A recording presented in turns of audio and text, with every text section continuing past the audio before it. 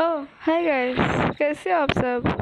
और आज हम देखने वाले हैं कमला का हॉरर स्टोरी। मतलब वो गेम वाला नहीं है, हम सिनेमा पे जाके देखेंगे, कंप्यूटर पे भी नहीं। तो इस वीडियो को प्लीज़ 68 मिलियन लाइक्स करो और सब्सक्राइब भी करो। क्योंकि मेरे सिर्फ 22 सब्सक्राइब हुए। प्लीज़ इस वीडियो को सब्सक्राइब और लाइक करो। मैं काउंट कर रही हूँ 1 से लेकर 5 तक। तब तक आप प्लीज़ लाइक सब्सक्राइब और शेयर करिए।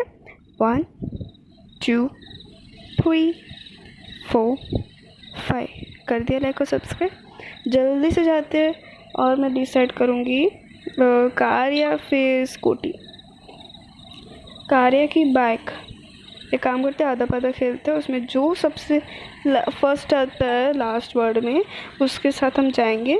सर जल्दी से जाते हैं हमारे गैरेज पे और करते स्टार्ट।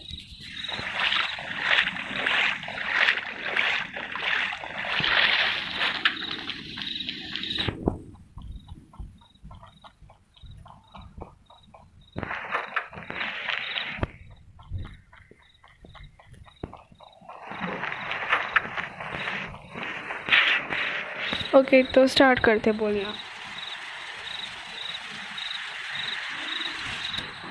आधा पाधा, आधा पाधा कौन, पदा माँ मू जी का घोड़ा।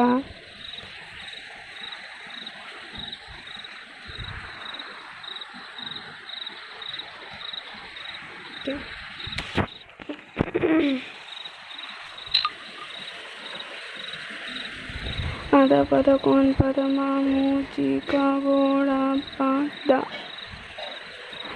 दाम में बाइक आ रहा है, तो जल्दी से बाइक पे बैठ के जाते हैं और शुरू जाते हैं सिनेमा हॉल पे।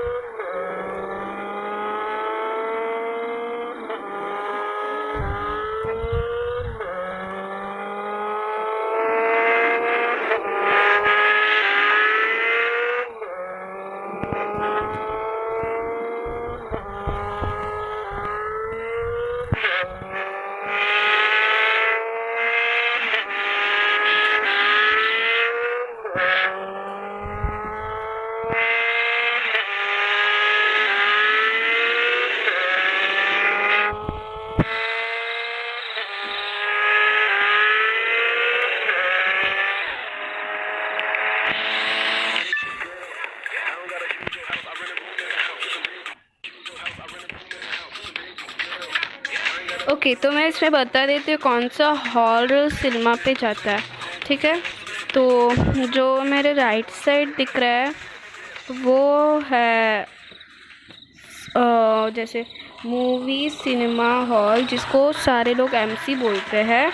और जो मेरे लेफ़्ट साइड है वो है हॉरर सिनेमा हॉल, जिसको एचसी बोलते हैं। तो जल्दी से हॉरर सिनेमा पे जाते हैं और हमारा मूवी देखते हैं।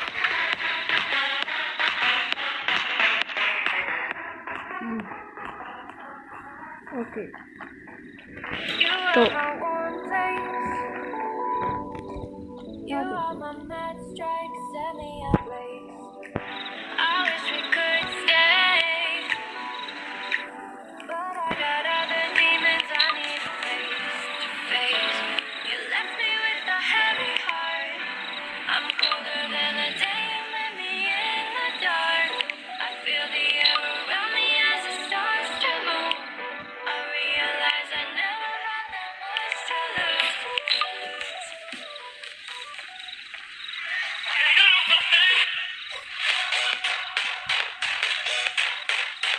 ఇది బెడ్షీట్ నంబర్ అనుకున్నాను.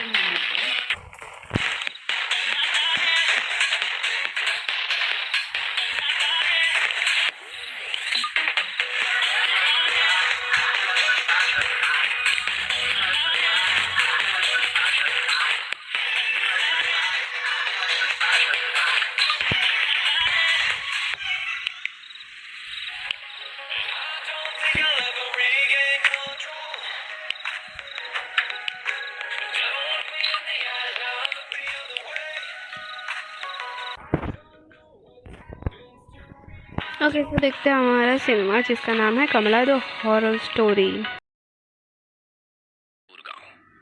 मुखिया की बेटी कमलेश्वरी की हल्दी की रस्म चल रही थी। कमलेश्वरी अपने माता पिता की इकलौती बेटी थी। बहुत लाड प्यार से पाला था उसे मुखिया ने। बेटी बड़े घर में जाकर राज करे, यही इच्छा मन में दबाकर वो अपनी बेटी के रिश्ते की बात एक बहुत बड़े घराने में चलाता है। कमला की सुंदरता पर मोहित होकर किसी जमाने में जमींदार रहे अखिलेश बाबू अपने बेटे कुलदीप के लिए कमला को पसंद कर लेते हैं। फुलवा, ये ले, ये हल्दी उपटन और पानी बेटिया के ससुराल से आया है। जल्दी से इसे हल्दी में मिला, फिर रस्म शुरू करते हैं। काकी की बात सुनकर कमलेश्वरी की माँ फुलवा जाकर बिटिया के ससुराल से आई शगुन की हल्दी घोल कर ले आती है। चारों ओर चहल पहल थी। ढोलक की थाप पर औरतें मंगल गीत गा रही थी। जैसे ही हल्दी की रस्म शुरू होती है, कमलेश्वरी जोर जोर से चीखने लगती है। ये क्या लगा दिया मेरे पूरे बदन में? ऐसा लग रहा है जैसे किसी ने खाल खींच ली हो। बहुत दर्द हो रहा है माँ। कमलेश्वरी के जोर जोर से चिल्लाने पर उसको हल्दी लगा रही औरतें उसे ले जाकर पानी से उसका सारा शरीर धोने लगती है। हाय राम, ये क्या हो गया मेरी बिटिया को? ऐसा लगता है जैसे किसी ने कांच पीसकर हल्दी में मिला दिया हो, लेकिन कौन करेगा ऐसा काम? कमलेश्वरी के बदन पर जहाँ जहाँ हल्दी रगड़ी गई थी, वहाँ पर लाल धब्बे हो गए थे। दर्द से दुल्हन बुरी तरह छटपटा रही थी और उसकी माँ और बड़ी माँ उसके घावों पर मलहम लगा रही थी। छोटी, मुझे तो ये कोई सामान्य घटना लगती है। अरे घर में बाहर का है कौन? ऐसे कौन बिटिया की हल्दी में कांच मिला गया? कोई छोटी मोटी बात है क्या? अरे वो तो शुक्र है कि मुंह पर नहीं लगाया था, वरना पूरा चेहरा बिगड़ जाता बेचारी का। मेरा तो दिमाग ही काम नहीं कर रहा है जीजी। कौन हमारी कमला से जलेगा? इसने क्या बिगाड़ा है किसी का? शादी ब्याह का माहौल था। दोनों देवरानी जेठानी वैसे तो इस घटना से अंदर तक डर गई थी, लेकिन फिर भी इस समय कुछ भी सोचने के लिए उनके पास ज्यादा समय नहीं था। 2 दिन में कमला की शादी थी। घर में ढेरों मेहमान जमा थे। उनके खाने पीने की व्यवस्था करने के अलावा दोनों देवरानी जेठानी को तमाम रस्में पूरी करनी थी। इसलिए इस बात को यहीं दबाकर वो शादी की तैयारियों में जुट जाती है। अगले दिन सुबह, माँ, कमला के ससुराल से शादी का जोड़ा और शगुन आया है, जाओ जरा देखो तो। एक बड़ी सी गाड़ी से 2 नौकर जैसे दिखने वाले आदमी गाड़ी से नीचे उतरते हैं और बड़े से थाल में लाल रंग के कपड़े से ढका हुआ शादी का शाही जोड़ा और गहने कमला की माँ फुलवा को सौंप देते हैं। बड़ी माँ ने संदेश भिजवाया है, शाम के समय दुल्हन को यही खानदानी जोड़ा और गहने पहनकर तैयार होना है। और हाँ, उन्होंने खास एक बात का ख्याल रखने के लिए हिदायत दी है कि इस जोड़े पर किसी की भी बुरी नजर ना पड़ने पाए। वो काली नजर और अपशगुन जैसी बातों पे बहुत यकीन करती हैं, इसलिए खास तौर पर इस जोड़े को एहतियात से रखने को कहा है। आप फिक्र ना करें, कमला और उसका ये जोड़ा अगले 2 दिनों के लिए हमारी अमानत है। हम पूरा ख्याल रखेंगे। फुलवा वो बड़ा सा थाल लेकर तेज कदमों से अपने कमरे में जाती है और एक बड़े से संदूक को खोलकर पूरा थाल ऐसे ही उसमें रख देती है। पूरा दिन शादी का भाग दौड़ में बिताने के कारण फुलवा को याद ही नहीं था कि उसने कमला को उसके ससुराल से आया जोड़ा दिखाया ही नहीं है। अगले दिन दोपहर 4 बजे, फुलवा, अरे कमला को तैयार करने का समय हो गया है। इसके ससुराल से जोड़ा आया था ना, कहाँ रखवाई हो? जाओ ले आओ। चूड़ी पहनाकर हम शगुन कर देते हैं, उसके बाद इसकी सहेलियां मिलकर उसको सजा देंगी। मेरे तो ध्यान से ही उतर गया है जीजी, एक बार खोलकर देखा भी नहीं मैंने कि उन्होंने क्या क्या सामान भिजवाया है। फुलवा तेजी से पल्लू अपनी कमर में खोसते हुए अपने कमरे में जाती है और संदूक खोलकर वो थाल लेकर सीधा कमला के कमरे में पहुंचती है। ये छोटी, ये क्या भिजवाया है इसके ससुराल वालों ने? अरे दिमाग तो ठिकाने पर है। ये लाल रंग के शगुन के जोड़े के साथ काले रंग की चूड़ियां कौन भिजवाता है? अरे ये तो अपशगुन होता है। कहने को तो इतने बड़े लोग हैं, लेकिन क्या यही समझदारी है इन ऊंची हवेली वालों की। अरे नई दुल्हन को काली चूड़ियां कौन पहनाता है भला? हाँ जीजी, ये सब मैं क्या जानूं। अब इसके ससुराल से आया है तो मैंने तो ऐसे का ऐसा ही उठाकर संदूक में बंद कर दिया था जीजी। अब हो सकता है बड़े लोग हैं, उनके कुल में कोई परंपरा हो नई दुल्हन को काली चूड़ी पहनाने की। अरे आधी जिंदगी बीत गई है हमारी, हमने तो कभी नहीं देखा कि किसी दुल्हन के लिए ससुराल से काले रंग का जोड़ा या चूड़ियां आई हो। अरे शादी सिर्फ उनकी बहू की नहीं हो रही, अरे हमारी बिटिया की भी हो रही है। मैं तो कहती हूँ कि काली चूड़ी को हटा दे और लाल चूड़ी पहना इसे सुहाग जोड़े के साथ।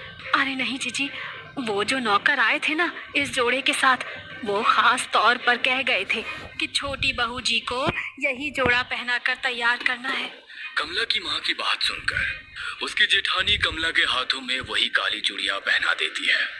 कमला के ससुराल से आया हुआ लहंगा बहुत ही शानदार था। लहंगे को देखकर ऐसा लगता था जैसे किसी रानी महारानी की पोशाक हो। जैसे ही कमला की सहेलियां दुपट्टा कमला को पहनाने लगती है, तभी एक सहेली जोर से चीखती है और वो 2 कदम पीछे हट जाती है। क्या हुआ मीना, तू चिल्लाई क्यों? ये देख, तेरे दुपट्टे का एक कोना गायब है। ऐसा कौन करता है? इस तरह का कटा फटा लहंगा दुल्हन को कौन भिजवाता है?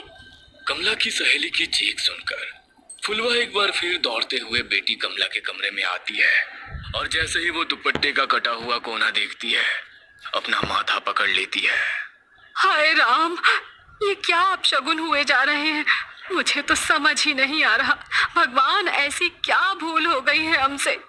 पता नहीं इस कमला का ब्याह शांति से निपटेगा या नहीं। अरे माँ, जाने दो ना, जिसने सिला है उसी से गलती से कट गया होगा। और ये माधुरी है ना, ये ऐसे पहनाएगी कि ये हिस्सा नजर ही नहीं आएगा। बेटा गलती से कटता तो ऐसे ना करता। तेरा दुपट्टा देखकर साफ समझ में आ रहा है कि किसी ने जानबूझकर इसका एक दुपट्टा काट कर निकाला है। अरे माँ जी, ऐसा क्यों करेंगी? और ऐसा तो हो नहीं सकता कि यहाँ भेजने से पहले उन्होंने लहंगा देखा ना हो। जरूर दर्जी से गलती से कट गया होगा। फुलवा अपने पति के पास जाकर, ए जी सुनिए ना, कुछ तो अपशगुन हो रहा है, कुछ तो है जो ठीक नहीं है। हम ये शादी करके ठीक तो कर रहे हैं ना? बार बार ऐसे संकेत मिल रहे हैं कि कुछ अनहोनी होने वाली है। अरे तुम औरतें बस शगुन अपशगुन ही करती रहो हर समय।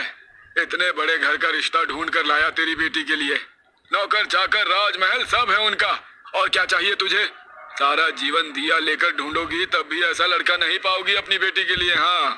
पति की गुस्से से भरी आवाज सुनकर फुलवा चुपचाप जाकर मंडप सजाने लगती है। जयमाल के लिए पूरी तैयारियां हो चुकी थी। कुलदीप आकर अपने स्थान पर बैठ गया था। दूसरी ओर से कमला को उसकी सहेलियां पकड़कर मंडप की ओर ले जा रही थी। कुछ पल पहले शर्म से लाल होता उसका चेहरा धीरे धीरे बदलने लगा था। अचानक ही उसके चेहरे के हाव भाव बदलने लगते हैं और वो उसका हाथ पकड़कर लेकर आती उसकी सहेलियों को पूरा जोर लगाकर दूर धकेल देती है। देखते देखते खूबसूरत तरीके से सजे अपने बालों को नोच नोच कर वो बाहर निकालने लगती है और जोर जोर से चीखने लगती है। कमला बेटा, होश में आ, क्या हुआ है तुझे कमला बिटिया? अरे बेटा बोल ना, क्या हुआ है? तू ऐसे क्यों चीख रही है? बोल तो। मुझे बहुत दर्द हो रहा है माँ, कुछ है मेरे बालों में, कुछ है इसमें। बेटी के इतना कहते ही उसकी माँ और बड़ी माँ तेजी से उसके बालों को खोलकर कुछ देखने लगती हैं।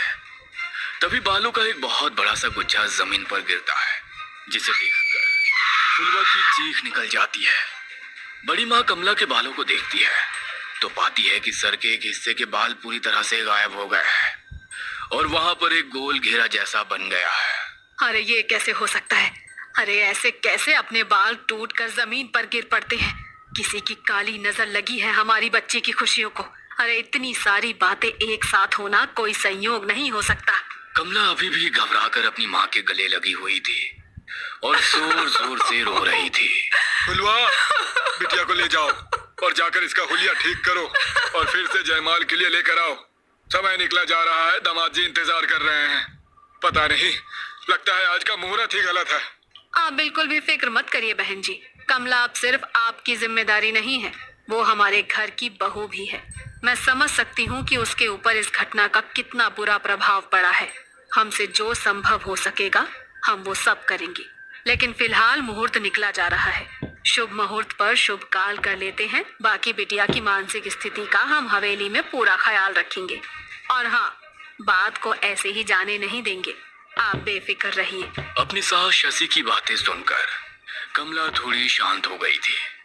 ब्याह का सारा उत्साह छू हो गया था और बुझ मन से ही कमला मुरझाए चेहरे और बिखरे बालों में ही कुलदीप के गले में माला डाल देती है। फेरों के बाद 1 मिनट ठहरे बहन जी।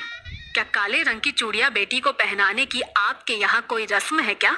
अब अरे नहीं, उल्टा हमारे यहाँ तो बहुत अपशगुन मानते हैं, लेकिन आपने भिजवाई तो हमने मजबूरन पहना दी। हमें लगा नहीं पहनाएंगे तो शायद आपको बुरा लगेगा। क्या बात कर रही हैं आप? हम बहू के लिए काली चूड़ियां क्यों भिजवाने लगे भला? जरूर आपको कोई गलतफहमी हुई है। मतलब आपने कमला के लिए ये काली चूड़ियां नहीं भेजी थी? हरगिज नहीं, हमने तो लाल रंग का राजस्थानी चूड़ा भेजा था, खास तौर पर मंगवाया था बहू के लिए। सारी घटनाएं एक बहुत बड़ी अनहोनी की ओर इशारा कर रही थी। आपके घर पर ही लगता है किसी ने कोई काला जादू किया है, तभी तो आपके घर में रखे सामान पर ये सब हुआ। मुझे लगता है कि कमला की भलाई इसी में है कि वो जल्द से जल्द घर से दूर चली जाए। तुम ठहरो छोटी, मैं जरा पहले बिटिया की नजर उतार देती हूँ, उसके बाद कमला की विदाई करेंगे। बड़ी माँ दौड़ कर जाती है और कुछ सामान अपनी मुट्ठी में लेकर कमला के पास आ जाती है। मनी मन मंत्र बुदबुदाते हुए वो 5 बार कमला के ऊपर से मुट्ठी में लिया हुआ वो सामान उतारती है और आखिरी बार जैसे ही वो कमला के सिर पर से नजर उतारने के बाद उसके माथे को छूती है, उसे एक जोरदार झटका लगता है और वो उछलकर दूर जा गिरती है। ये सब देखकर सभी लोग स्तब्ध थे। जुबान जैसे हलक में अटक गई थी। समझ ही नहीं आता कि आखिर हो क्या रहा है वहाँ। कमला बेटा, तुम ठीक तो हो ना? अच्छा हमें बताओ, अभी तुम कैसा महसूस कर रही हो? ठीक हूँ मैं माँ जी, चिंता मत करो। उनका पैर फिसल गया होगा इसीलिए गिर पड़ी। अपने मन में कोई वहम मत लाओ। शशि अपनी समधन फुलवा के पास आकर कहती है, अभी तो हम बहू को लेकर अपने घर जा रहे हैं। हमारे दरवाजे पर भी तमाम रिश्तेदार जमा हैं। इस समय तो चर्चा करना ठीक नहीं होगा, लेकिन बहू की मुंह दिखाई के बाद हम पता करते हैं कि आखिर बहू को समस्या क्या है। तब तक आप भी कोई जानने वाले आदमी को बुलाकर अपने घर का शुद्धिकरण करा लीजिए। जी बहन जी, ठीक कह रही हैं आप। वैसे हमारे बड़े बुजुर्ग कहते हैं कि शादी विवाह में अगर पूजा पाठ में कुछ गलती हो जाए ना तो पितृ नाराज हो जाते हैं, और कई बार पितरों के नाराज होने पर भी कई तरह के अपशगुन हुआ करते हैं। हो सकता है जो कुछ हम सोच रहे हैं वैसा ना हो और ये सब पितरों का ही क्रोध हो। हम पितरों की शांति के लिए भी हवन करेंगे, आप लोग फिक्र मत करिए। दोनों समधन गले मिलकर एक दूसरे से विदा लेती हैं और बारात कमला को लेकर विदा हो जाती है। ससुराल आने के बाद बहू की गृह प्रवेश से लेकर मुंह दिखाई तक की सारी रस्में बहुत ही शांति से संपन्न हो जाती है, जिससे शशि और कुलदीप के मन को बड़ी तसल्ली मिली थी। उन्हें लग रहा था कि शायद जो भी बला थी वो बहू के मायके में ही पीछे छूट गई और ये सब शांत हो गया हो। लेकिन कहते हैं ना, जब कोई बहुत बड़ा तूफान आने वाला होता है ना, तो उससे पहले एक लंबी खामोशी होती है। पिछले भाग में आपने देखा कि मुखिया की बेटी कमलेश्वरी, जिसे प्यार से सभी कमला कहा करते थे, उसकी शादी एक बहुत बड़े घराने के लड़के कुलदीप से तय होती है। घर में शादी की रस्में चल रही होती है कि अचानक एक के बाद एक अपशगुन होने लगते हैं। कभी कमला के शादी के जोड़े में रखी चूड़ियां लाल से काली हो जाती है, तो कभी शगुन की हल्दी लगाने से कमला लहूलुहान हो जाती है। धीरे धीरे कमला के साथ होती ये घटनाएं गंभीर रूप लेने लगती है, जिससे कमला के मायके और ससुराल दोनों और अफरा तफरी मच जाती है। इसी अफरा तफरी के बीच किसी तरह कमला के फेरे पड़ते हैं और वो ब्याह कर कुलदीप के घर पहुंच जाती है। अब आगे कमला की मुंह दिखाई की रस्म थी। पूरी हवेली को दुल्हन की तरह सजाया गया था। कमला और कुलदीप का कमरा तो ऐसा लगता था जैसे फूलों के बगीचों में बदल गया हो। महंगे दीपदानों से मध्यम सी रोशनी फूटकर बाहर आ रही थी। दूर दूर से मंगाए गए खास तौर से सफेद और लाल फूल कमरे की खूबसूरती में चार चांद लगा रहे थे। इतने गुलाबों के बीच भी कमला का चेहरा किसी चांद की तरह चमकता नजर आ रहा था। सब कुछ बिल्कुल वैसा ही सामान्य था जैसे कि किसी भी घर में दुल्हन के आने के बाद हुआ करता है।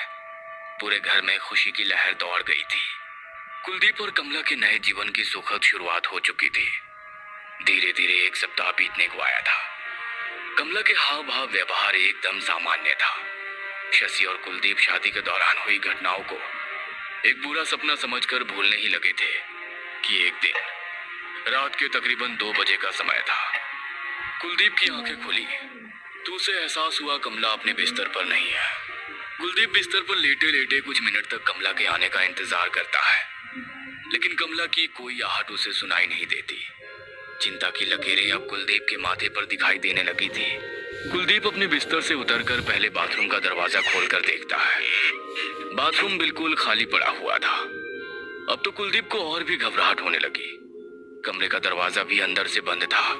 इसका मतलब कमला कमरे से बाहर नहीं गई थी। बहुत ध्यान से सुनने पर कुलदीप को एक अजीब सी धीमी धीमी गुनगुनाहट सुनाई पड़ने लगती है। कुलदीप धीमे कदमों से उस आवाज की ओर बढ़ता है और धड़ाम से कमरे से बालकनी तक जाने वाला दरवाजा खोल देता है। बाहर का नजारा देखकर कुलदीप का कलेजा उछलकर उसके मुंह को आ गया था। बालकनी में कमला एक डरावनी सी आवाज में सुबक रही थी। उसके लंबे घने बालों से उसका चेहरा पूरी तरह ढका हुआ था और एक एक करके अपने बाल तोड़ तोड़ कर वो जमीन पर फेंक रही थी। उसके सर का वो हिस्सा जहां से बाल टूटकर गिर पड़े थे अब वो और भी बड़ा दिखाई देने लगा था। कमला, ये क्या कर रही हो? रो क्यों रही हो? क्या हुआ है तुम्हें? कमला। कुलदीप के झिंझोड़ने के कारण कमला एक पल को बिल्कुल शांत हो जाती है, लेकिन अगले ही पल वो अपना सर पकड़कर जोर जोर से रोने लगती है। कुलदीप को कुछ सूझ नहीं रहा था कि वो करे तो क्या करे। वो दौड़ता हुआ जाता है और अपनी माँ को लेकर ऊपर आ जाता है। हे भगवान, ये क्या हो गया इसको? ये क्या किया इसने? चलो कमला बेटा, अंदर चलो। शशि जैसे ही उसके सर के नजदीक जाती है, कमला का सर देखकर उसकी चीख निकल जाती है। कमला के नोचे हुए बालों के स्थान पर सर से खून रिस रहा था और वो जगह जहाँ पर शादी के दिन बाल झड़ गए थे वहाँ पर कीड़े रेंग रहे थे। कुलदीप, ये क्या हो रहा है बेटा इसे? मेरा तो दिमाग ही काम नहीं कर रहा। अरे कल तक तो एकदम भली चंगी थी, अब अचानक ये क्या हालत हो गई है इसकी? पता नहीं माँ, जब सोई तब तो एकदम ठीक थी। पता नहीं कब रात में उठकर यहाँ बैठ गई और तब से ही अपने बाल नोच नोच कर फेंक रही है। ऐसा करते हैं इसे किसी डॉक्टर को दिखा लेते हैं। मुझे इसकी मानसिक हालत ठीक नहीं लग रही है। बेटा, मानसिक रोगी के सर में ऐसे रातों रात कीड़े नहीं पड़ जाते हैं। ये सब मुझे तो कुछ और ही लग रहा है। कमला अपना सर पकड़ के जोर जोर से चीख चीख कर रो रही थी, जिसे देखकर शशि और कुलदीप के हाथ पैर ढीले पड़ रहे थे। बहुत दर्द हो रहा है, कोई बचाओ मुझे। इसे बहुत तकलीफ हो रही है माँ, आप डॉक्टर को बुलाइए ना, कहीं इसे कुछ हो ना जाए। बेटा, इतनी रात गए कौन मिलेगा? रात के 2 बज रहे हैं। वैसे भी हमारी हवेली से शहर की तरफ जाने में बीच में जंगल पड़ता है। इस समय कहाँ जंगलों में भटकेंगे हम लोग। हम कल उसे लेकर चलते हैं। अभी तो कोशिश कर कि किसी तरह ये सो जाए बस। कमला उठकर फिर से कहीं चली ना जाए, इसलिए कुलदीप उसके पैरों के पास बैठा बस एकटक उसे ही निहार रहा था। कमला की आंखें नींद से बोझिल हो रही थी। कुछ ही देर में कमला गहरी नींद में चली जाती है। कमला के सोने के बाद कुलदीप की भी आंख लग जाती है। कुछ ही देर के बाद अचानक ही कुलदीप की आंख खुलती है तो वो देखता है कमला छत पर लगे पंखे पर बैठी हुई है। कमला, वहाँ क्या कर रही हो तुम? वहाँ चढ़ी कैसे तुम? कमला कुलदीप की बात सुनकर एक नजर उसकी ओर देखती है और फिर भयानक तरीके से कमरे की दीवार पर चलने लगती है। नीचे उतरकर वो कुलदीप की ओर देखकर एक अमानवीय हंसी हंसती है और जोरदार आवाज में चीखने लगती है। खाना, मुझे खाना चाहिए। बहुत भूख लगी है। मांस खाना है मुझे, कच्चा मांस। कमला की बात सुनकर कुलदीप एक बार फिर अपनी माँ को आवाज लगाता है। हे भगवान, ये सब क्या हो रहा है? कुलदीप बेटा, जाओ, जो ये मांग रही है इसके लिए लेकर आओ। माँ की बात सुनकर कुलदीप दौड़ते हुए नीचे जाता है और नौकर से कहकर कच्चा मांस और मोटी रस्सी लेकर वापस कमरे में लौट आता है। ये लो कमला, मांस खाओ। थाली में रखे हुए मांस को देखकर कमला उसकी सुगंध लेते हुए जानवरों की तरह लपक कर थाली की ओर आती है और एक रहस्यमयी सी मुस्कान बिखेर कर दोनों हाथों से उठाकर मांस खाने लगती है। मांस खाता देखकर मौका पाकर कुलदीप पीछे से उसे रस्सी से जकड़ लेता है। माँ, जल्दी बांधो इसे, ये कुछ भी कर सकती है। सिर्फ हमें इससे खतरा नहीं है, ये खुद को भी नुकसान पहुंचा सकती है। ये हमारी कमला नहीं है, कुछ बहुत गलत हो रहा है इसके साथ। कुलदीप और उसकी माँ शशि कमला को रस्सी से बांधकर लाकर पलंग पर लिटा देते हैं। अब जब तक हमारे घर का शुद्धिकरण नहीं हो जाता तब तक इसे यहीं बंधा रहने दो। सुबह 5 बजे ही शशि ने 2 नौकरों को बड़े पंडित को लाने के लिए भेज दिया था। देखिए पंडित जी, हमें नहीं पता हमारे घर पर ये कौन सी मुसीबत आई है। हम बस इतना जानते हैं कि अपने जीते जी अपने बेटे बहू का जीवन खराब नहीं होने देंगे हम। आप इस घर से नकारात्मक ऊर्जा दूर करने के लिए हवन कराइए। जो भी सामग्री लगेगी हम व्यवस्था कराएंगे। शशि की बात सुनकर पंडित जी नीचे हॉल में आकर ग्रह शांति पूजा शुरू कर देते हैं। पूजा शुरू होने के कुछ ही मिनट के अंदर कमला के कमरे से भयानक चीखने की आवाज सुनाई देने लगती है। वो आवाज इतनी भयानक थी कि किसी की भी कमला के कमरे तक जाने की भी हिम्मत नहीं हो रही थी। मैम साहब, छोटी बहू जी ठीक तो है? कहीं उन्हें कुछ तकलीफ तो नहीं हो रही? एक बार दरवाजा खोलकर देखिए ना। नहीं, कोई भी ऊपर नहीं जाएगा, वो चाहे जितना भी चिल्लाए। हमारी मर्जी के बिना उसका दरवाजा खुलना नहीं चाहिए। कुछ देर चीखने के बाद अचानक कमला के कमरे से आ रही आवाज बंद हो जाती है। कुछ ही पल बीते होंगे कि हवेली के बाहर पहरा दे रहा एक आदमी दौड़ते हुए हवेली के अंदर आ जाता है। मैम साहब, वो बहू जी। क्या हुआ बहू जी को? कुछ बात है क्या? वो बहू जी, वो बाहर दीवार पर चल रही हैं और दीवार से होते हुए वो नीचे उतर रही हैं। कैसी बेतुकी बातें कर रहे हो? उसे तो उसके कमरे में बांधा हुआ है, वो अपने कमरे से बाहर नहीं आ सकती। उसके कमरे में मैंने खुद अपने हाथों से ताला लगाया है। नौकर की बात सुनकर शशि दौड़ते हुए हॉल से बाहर जाती है और देखती है कि कमला दीवार से होते हुए नीचे उतर रही है। कमला की ऐसी हालत देखकर सबकी चीखें निकल जाती है। देखिए बहन जी, हम जितना समझ रहे थे ना, ये समस्या उससे कई गुना ज्यादा बड़ी है। मेरे ग्रह शांति हवन से कुछ नहीं होने वाला है। हाँ, मेरे मंत्रों की गूंज से ये थोड़ी विचलित जरूर हुई है, लेकिन उससे आपकी बहू की हालत में कोई सुधार नहीं आएगा। आपके लिए सुनने में थोड़ा मुश्किल होगा, लेकिन ये आपकी बहू कमला नहीं है। कोई भी इंसान ऐसी हरकतें नहीं कर सकता। कोई और शक्ति है इसके अंदर। दीवार से उतरने के बाद कमला दौड़ते हुए हॉल में पहुंचती है और हवन कुंड को उठाकर हवा में उछाल देती है। उसके मुंह से बेतहाशा लार गिर रही थी। आंखें पलटी हुई और बाल बुरी तरह से बिखरे हुए थे। उसे बांधने में इस्तेमाल हुई रस्सी अभी भी उसके हाथों से लटक रही थी और कलाई से खून रिस रहा था। उसका मुंह इतना डरावना लग रहा था कि कोई भी उसे देखकर चक्कर खा जाए। तूने बुलाया था इस पंडित को? हाँ? देखो कमला बेटा, शांत हो जा। हम तुम्हारा बुरा नहीं चाहते, हम तो बस ये चाहते हैं कि तुम हमारे बेटे की पत्नी बनकर इस घर में आई हो।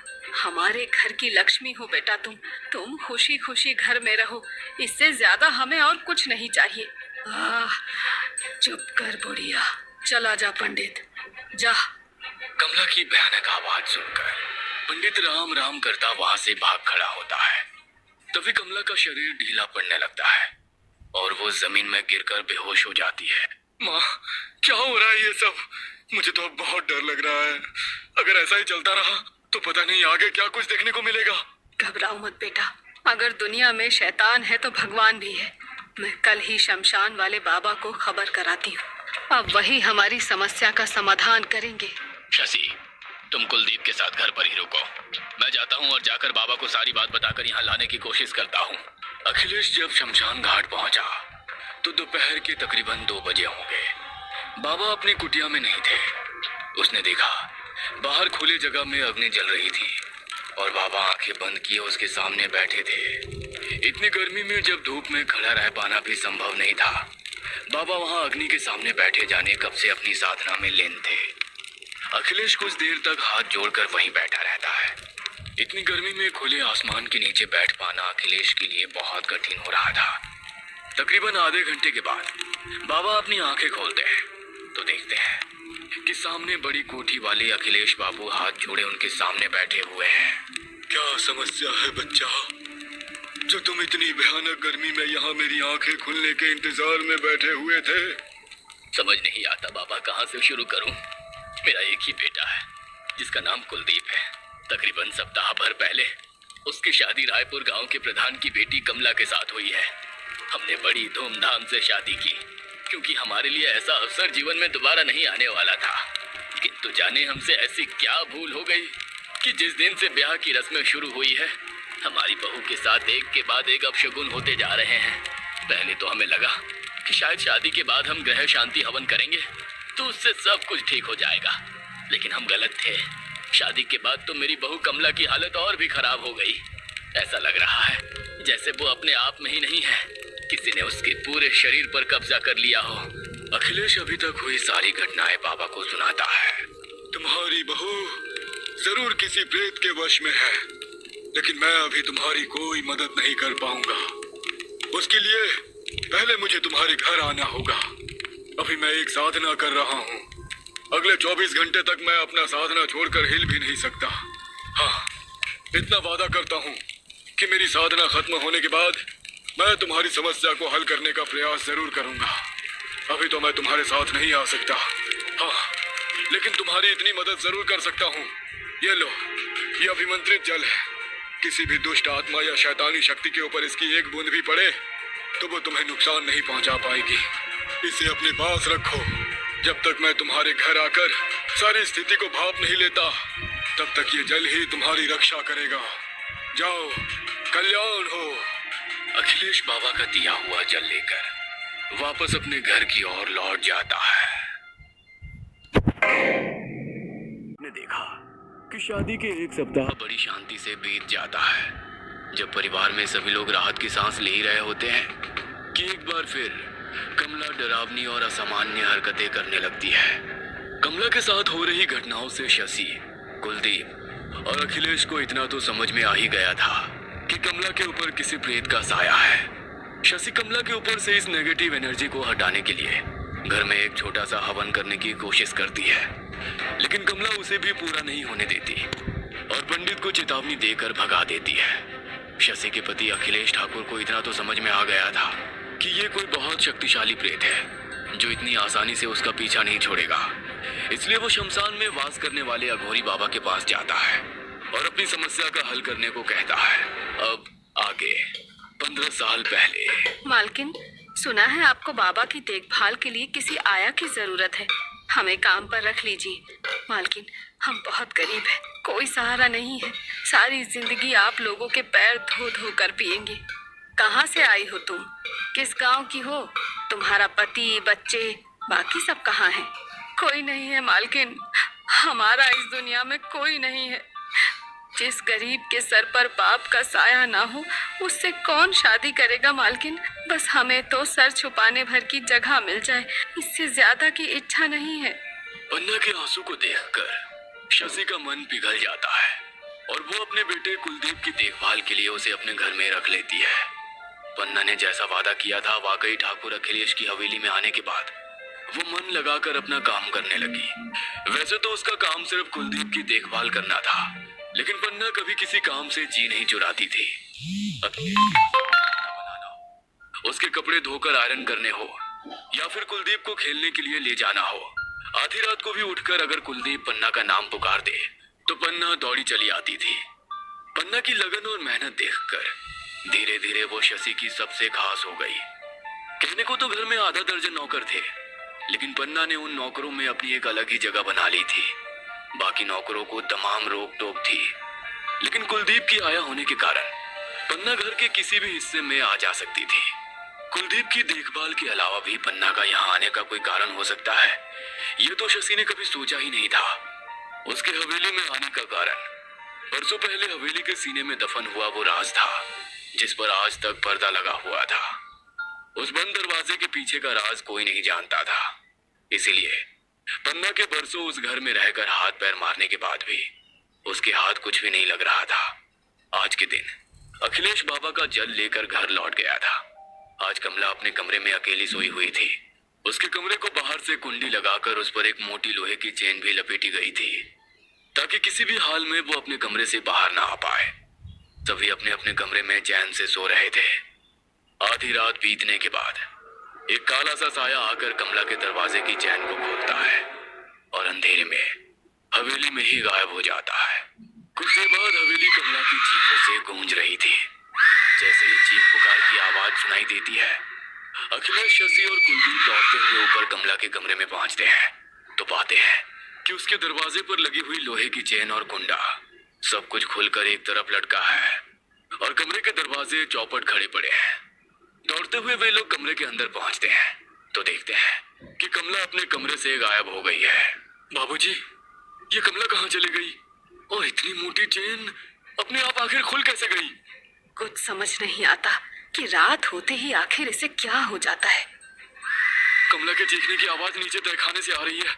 जल्दी चलिए, कहीं वो खुद को कुछ नुकसान न पहुंचा ले। सभी दौड़ते हुए नीचे तहखाने में पहुंचते हैं, जहां पर एक कमरे में छिपे हुए गुप्त तहखाने से कमला अंदर खुफिया कमरे में पहुंच गई थी। ये कौन सा खुफिया कमरा है माँ? आज से पहले मैंने तो कभी ये कमरा नहीं देखा।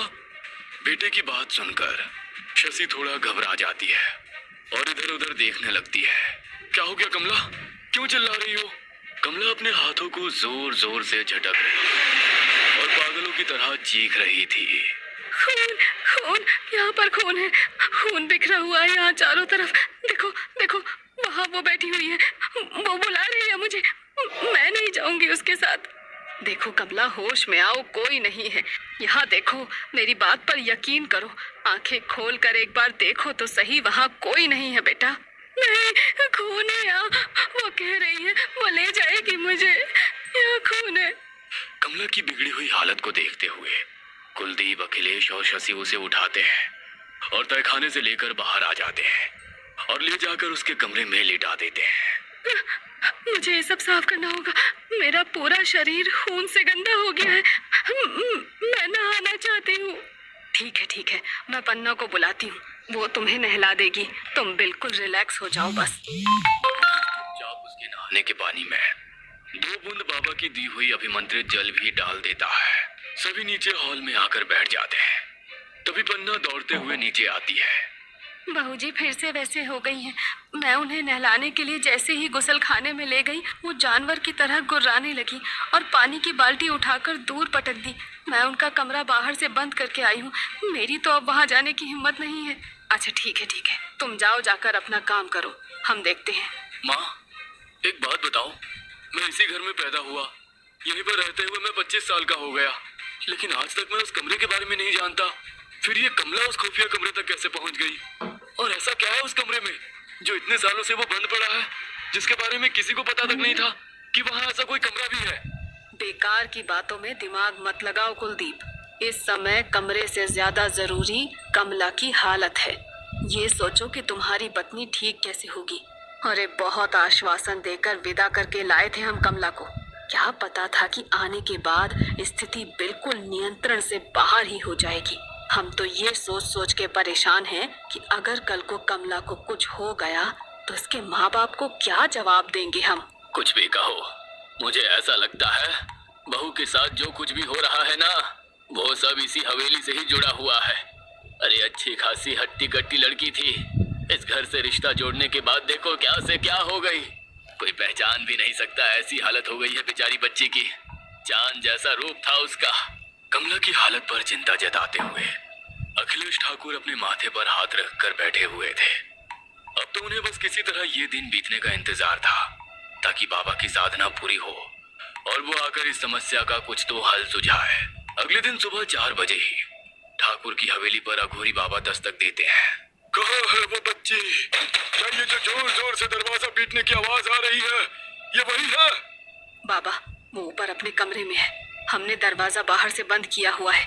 मजबूर हैं हम लोग, क्या करें कुछ समझ नहीं आता। जिस लड़की को इतने अरमानों से अपने घर दुल्हन बनाकर लाए थे, आज उसकी ऐसी दशा देखकर मन एक एक पल में 100 आंसू बहा रहा है।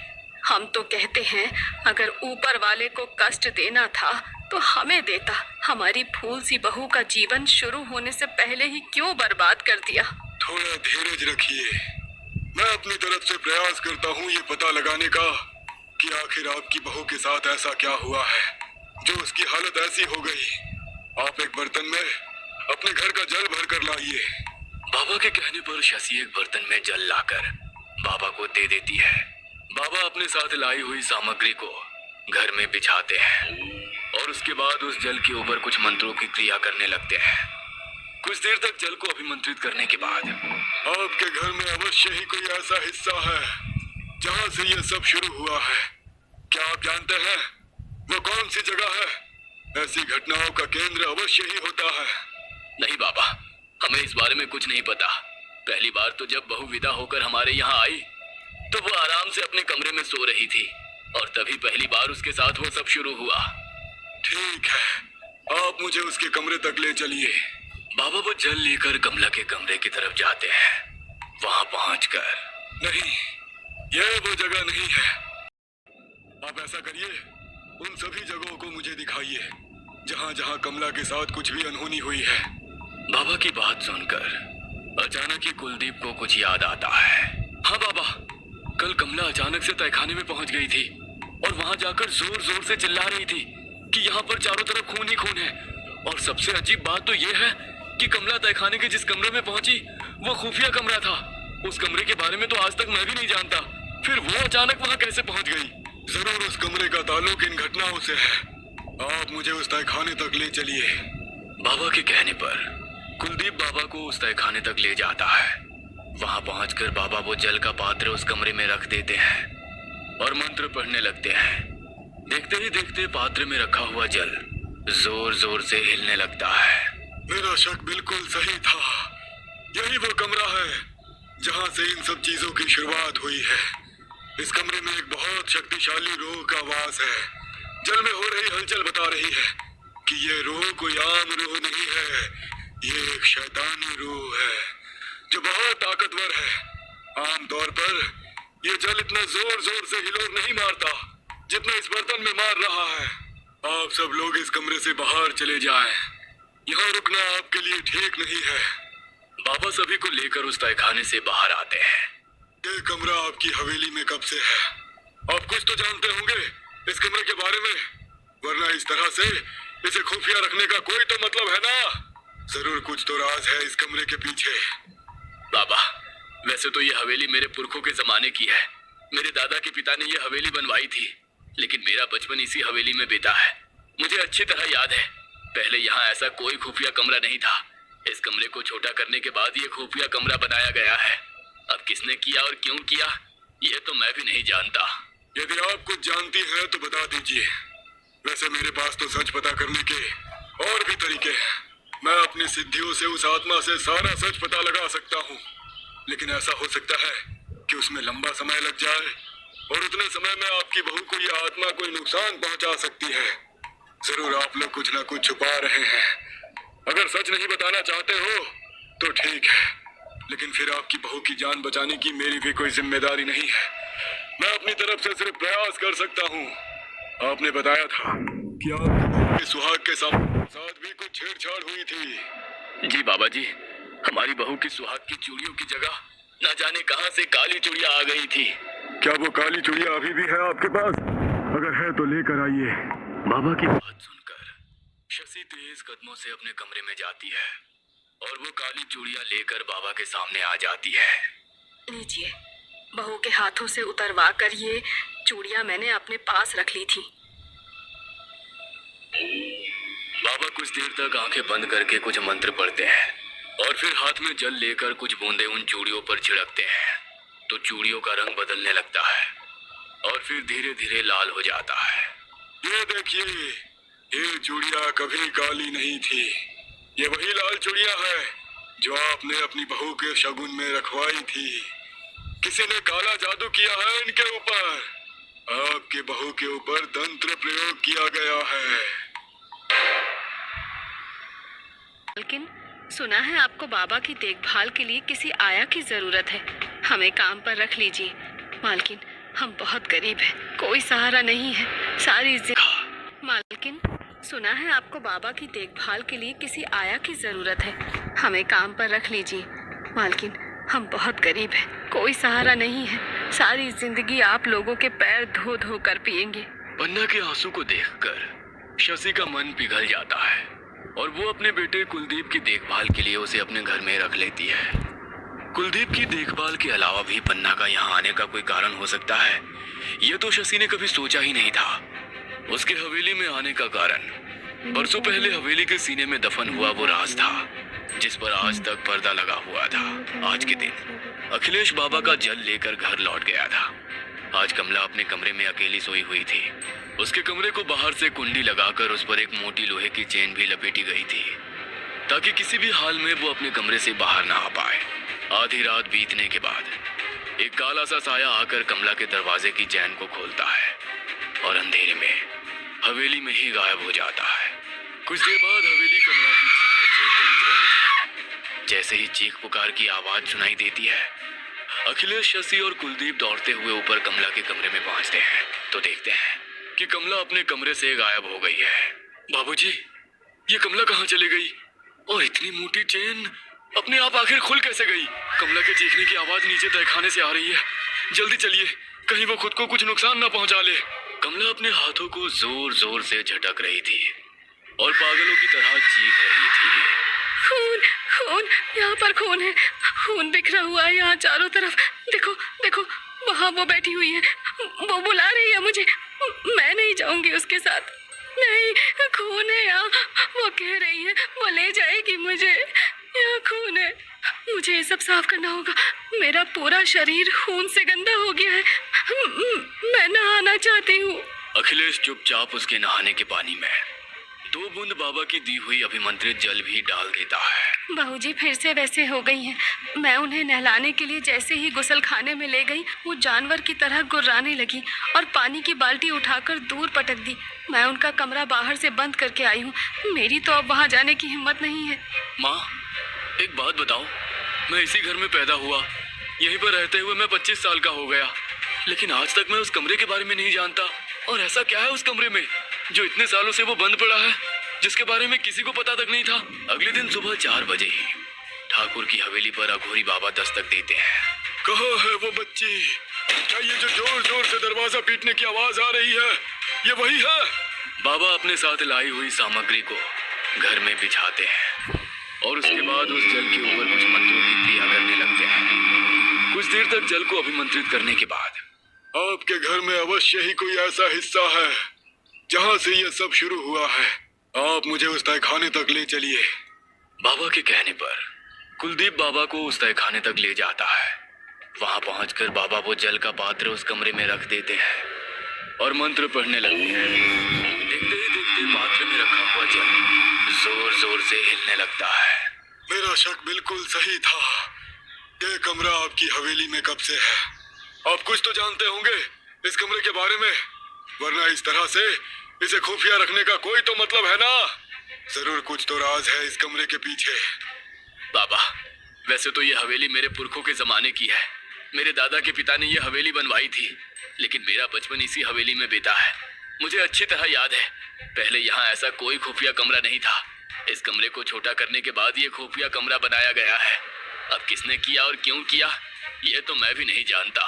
यदि आप कुछ जानती हैं तो बता दीजिए। वैसे मेरे पास तो सच पता करने के और भी तरीके हैं। मैं अपनी सिद्धियों से उस आत्मा से सारा सच पता लगा सकता हूँ। आपने बताया था कि आपकी बहू के सुहाग के सामान के साथ भी कुछ छेड़छाड़ हुई थी। जी बाबा जी, हमारी बहू की सुहाग की चूड़ियों की जगह न जाने कहां से काली चूड़िया आ गई थी। क्या वो काली चूड़िया अभी भी है आपके पास? अगर है तो लेकर आइए। लीजिए, बहू के हाथों से उतरवा कर ये चूड़ियां मैंने अपने पास रख ली थी। बाबा कुछ देर तक आंखें बंद करके कुछ मंत्र पढ़ते हैं और फिर हाथ में जल लेकर कुछ बूंदे उन चूड़ियों पर छिड़कते हैं तो चूड़ियों का रंग बदलने लगता है और फिर धीरे धीरे लाल हो जाता है। ये देखिए, ये चूड़िया कभी काली नहीं थी। ये वही लाल चूड़िया है जो आपने अपनी बहू के शगुन में रखवाई थी। किसी ने काला जादू किया है इनके ऊपर। आपके बहू के ऊपर तंत्र प्रयोग किया गया है। काला जादू और तंत्र का नाम सुनकर शशि बिल्कुल सन्न रह गई थी। लेकिन बाबा, कोई हमारे घर पर काला जादू क्यों करेगा? और सबसे बड़ी बात, मेरी बहू से किसी की क्या दुश्मनी हो सकती है? इस बेचारी को इस हवेली तो क्या, इस गांव में भी कोई नहीं जानता। आपकी जानकारी के लिए बताना चाहता हूँ, काला जादू करने वाला कोई बाहर का नहीं होता, हमेशा कोई अंदर का ही शापित होता है, और कारण अवश्य ही कोई निजी होगा। कारण आप तलाशने की कोशिश करिए, मैं भी अपनी विद्या के जरिए पता लगाने की कोशिश करता हूँ। लेकिन बाबा, अभी तो आप कह रहे थे कि कमला के ऊपर किसी आत्मा का साया है, और अब आप कह रहे हैं कि उसके ऊपर काला जादू का प्रयोग है। मैं कुछ समझ नहीं पा रहा हूँ। हाँ, यही पहेली तो मैं सुलझाना चाहता हूँ कि आखिर कौन है जिसने पहले आपकी बहू के ऊपर काला जादू किया। एक बात बताइए, तहखाने के उस कमरे में क्या कमला के इस घर में आने से पहले भी कभी कोई इस तरह की घटना हुई है? कभी कोई असामान्य चीज हुई है आपके घर में, या किसी को डर लगा हो?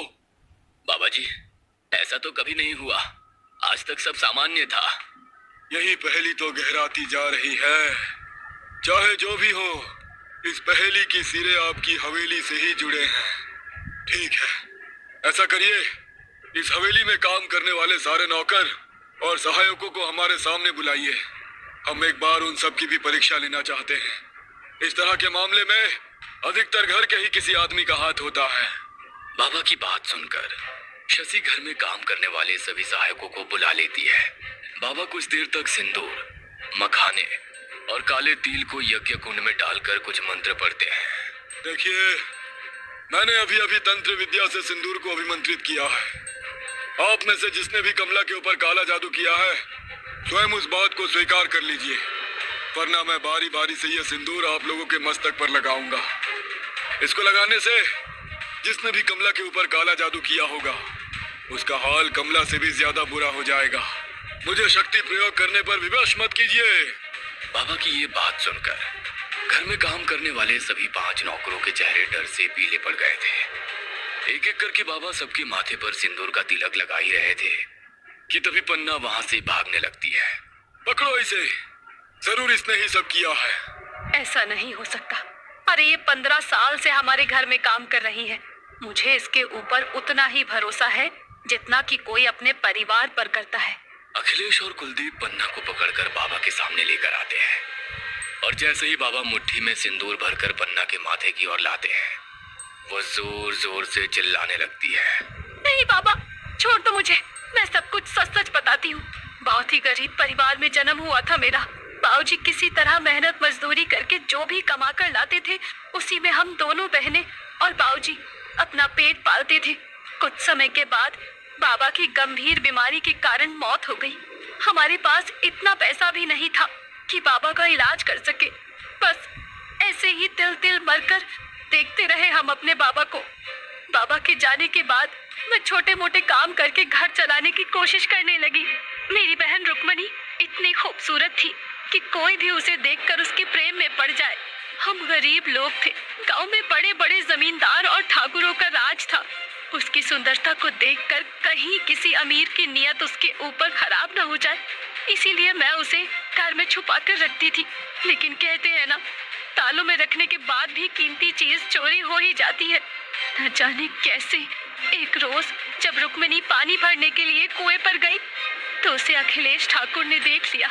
मेरी नादान 17 बरस की बहन नहीं समझ सकी कि ये अमीर ठाकुर सिर्फ गरीबों से अपना दिल बहलाया करते हैं। मेरे काम पर जाने के बाद वो चुपके से ठाकुर साहब से मिलने के लिए जाया करती थी।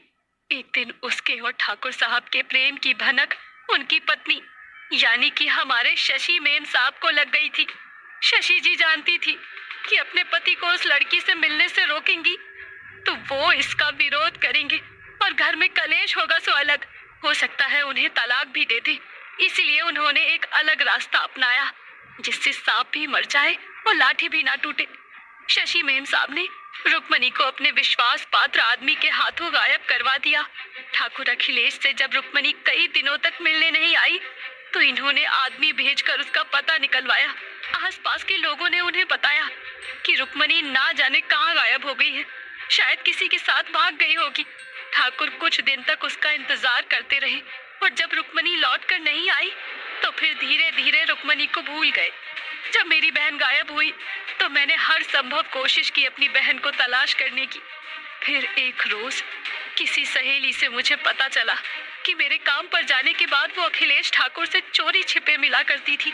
इसीलिए मेरा शक इनके ऊपर चला गया। हम गरीब लोग हैं, सीधा जाकर ठाकुर पर इल्जाम लगाती तो मुझे भी मेरी बहन की तरह जाने कहाँ गायब करवा दिया जाता। इसीलिए मैं उनकी हवेली में काम मांगने के लिए आई। मुझे हवेली में काम तो मिला, लेकिन कई बरस बीतने के बाद भी अपनी बहन का कोई सुराग हाथ नहीं लगा। हवेली में एक आदमी धीरज सिंह का बहुत आना जाना था। मैंने अक्सर उसे ठकुराइन से बात करते देखा था। घर में आते जाते वो मुझे ताड़ने लगा था। धीरज सिंह मुझ पर डोरे डालने लगा था। मुझे अब सच जानने का मौका मिल गया था, क्योंकि ये वही आदमी था जिसने रुक्मणी को गायब किया था। मैंने धीरज के साथ प्रेम का नाटक किया। एक रोज शराब के नशे में उसने मुझे रुक्मणी की सारी सच्चाई बता दी। रुक्मणी को गांव से उठवाने के बाद ठकुराइन ने उसे अपनी ही हवेली के तहखाने में बंद करवा दिया था। रुक्मणी को रखने के लिए उसने पहले ही तहखाने के कमरे को बीच में से दीवार लगवाकर खुफिया कमरे में बदल लिया था।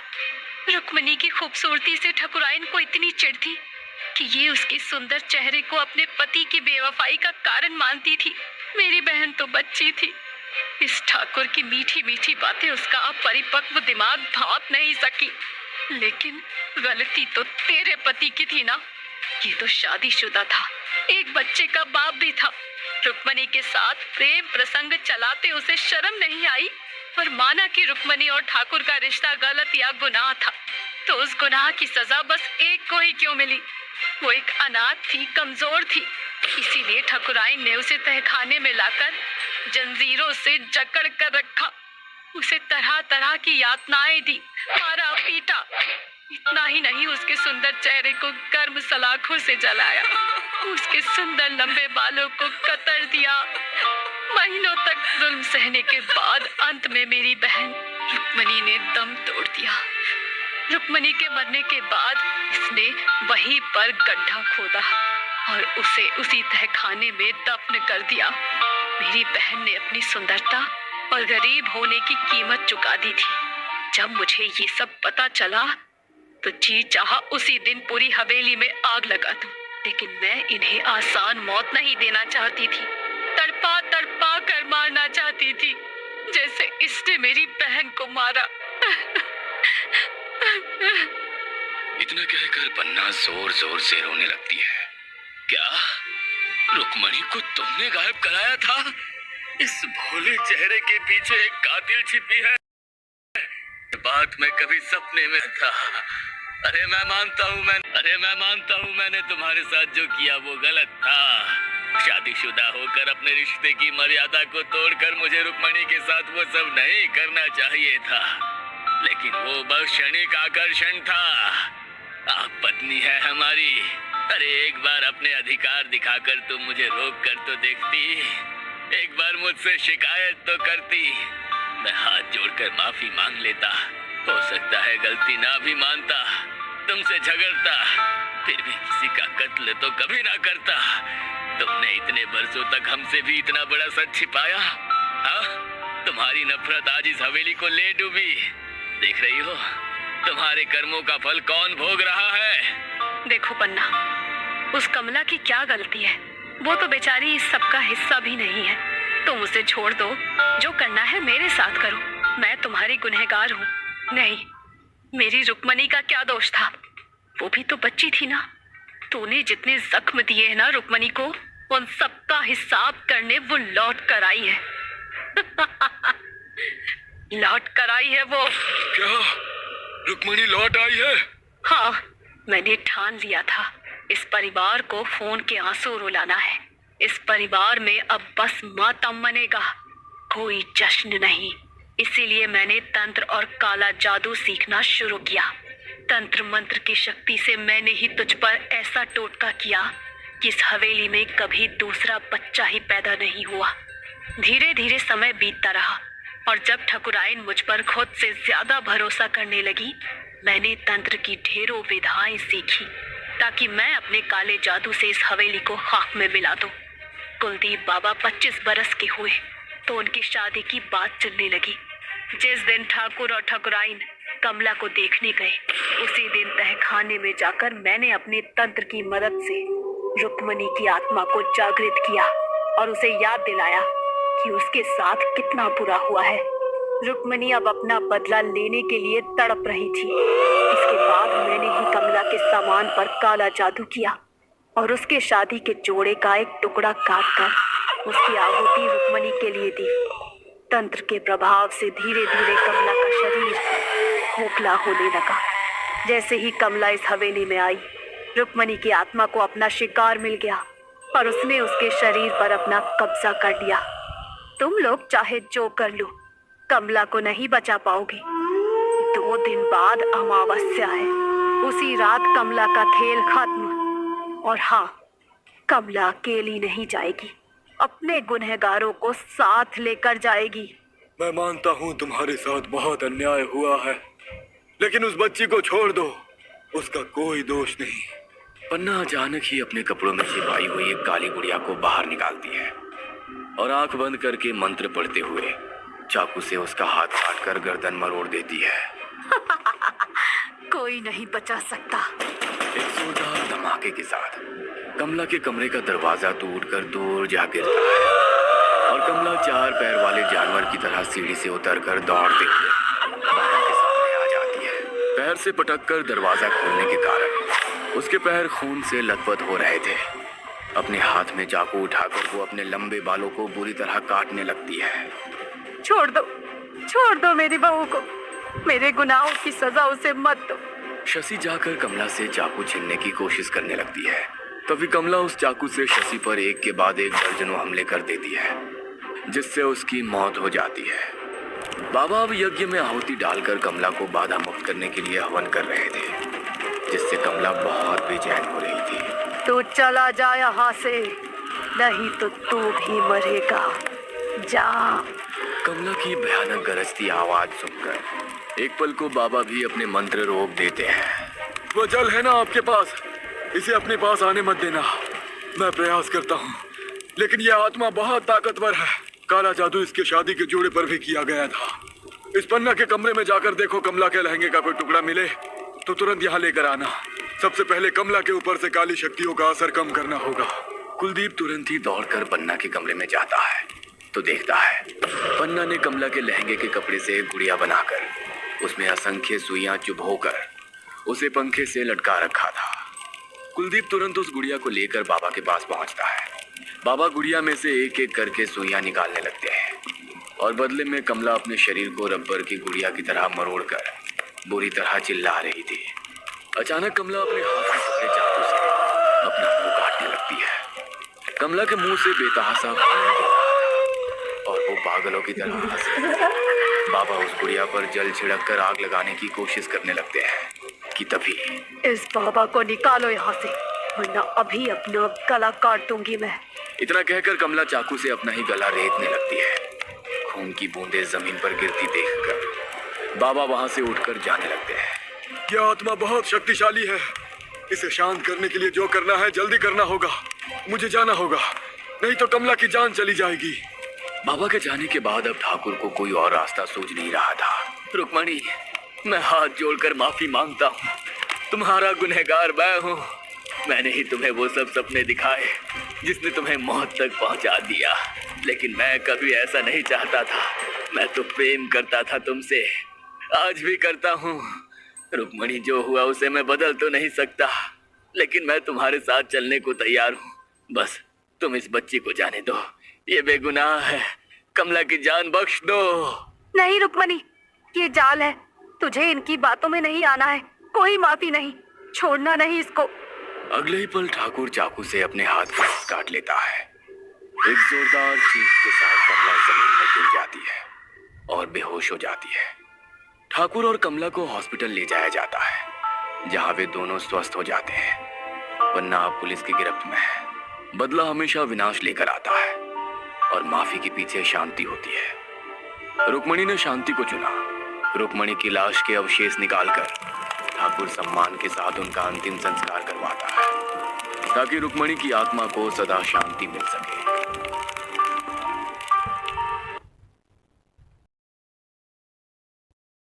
तो मैं सोचती हूँ आपको ये कमला का जो हॉरर स्टोरी है आपको बहुत ही पसंद आया होगा, और इस वीडियो को प्लीज़ लाइक और सब्सक्राइब कर दीजिए। नेक्स्ट टाइम मैं नेक्स्ट एक और हॉरर गेम लेके आऊँगी।